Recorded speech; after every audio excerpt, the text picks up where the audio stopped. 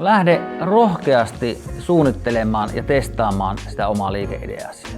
Ja päätös siitä perustamisesta tulee tehdä vasta paljon myöhemmin. Ja maailma on täynnä mukavia ja kivoja liikeideoita, mutta onko sille liikeidealle oikeasti maksavia asiakkaita? Monenlaisella osaamisella johdetaan yrityksiä ja ei ole mitään valmista sapluunaa tai osaamismallia, joka pitäisi yrittäjällä olla. Apua löytyy osaamisaukkoihin ja ei ole mitään sellaista, mitä et voisi oppia. Valmennus on investointi, joka kannattaa aina. Asiakasymmärryksen oppiminen ja asiakashankintamallien tunnistaminen, se on kyllä tärkeää. Ja käytä vahvuuksia, opi heikkouksia ja delegoi. Mä pystyn auttamaan asiakasta ansaintamallien tunnistamisessa.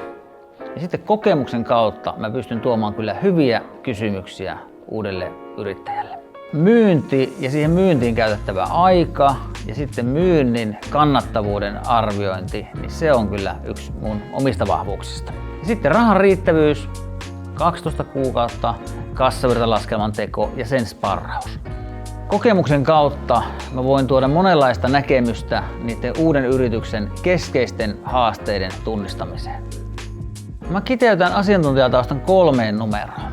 30 vuotta hallitustyötä ja hallituksen puheenjohtajana toimimista, 25 vuotta yritysvalmentajana toimimista, jossa mä opin ja uudistun koko ajan, ja sitten 15 vuotta teknologiayrityksen omistajana ja myös siinä sitten hallituksessa.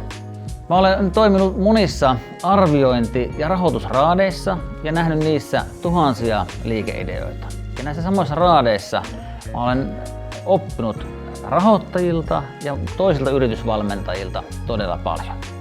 Lisäksi olen toiminut hallituksen puheenjohtajana yrityksen suunnitteluvaiheesta yrityksen exittiin asti.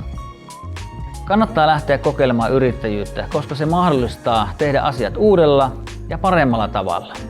Ja pääset johtamaan asioita omalla tyylillä. Uusien palveluiden ja tuotteiden kehittäminen on paljon helpompaa omassa yrityksessä kuin toisen palveluksessa. Ja yrittäjyydessä saat kokonaisvaltaisen opin työelämästä.